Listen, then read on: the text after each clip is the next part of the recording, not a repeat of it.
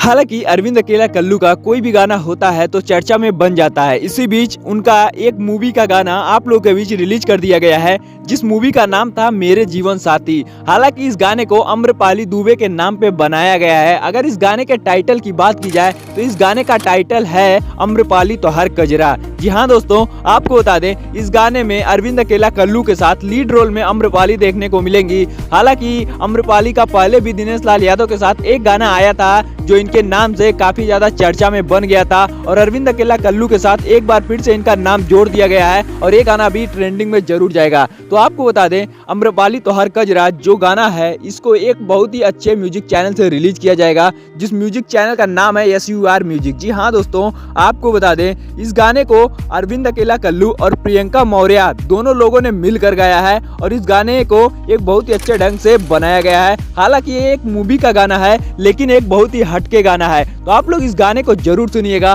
और अपना प्यार और दुलार जरूर दीजिएगा। और अगर आप लोग हमारे चैनल पे नए हो तो इस वीडियो को शेयर करके और हमारे इस वीडियो को लाइक करके, चैनल पे नए हो तो सब्सक्राइब करके बेल नोटिफिकेशन को ऑल पे सेट कर लीजिएगा, जिससे भोजपुरी रिलेटेड कोई भी खबर हो तो सबसे पहले आप तक जरूर पहुंचे। तो हमारी वीडियो देखने के लिए बहुत बहुत धन्यवाद। मिलते हैं फिर से किसी एक और नई धमाकेदार वीडियो के साथ। तो तब तक के लिए जय हिंद, जय भारत, वंदे मातरम।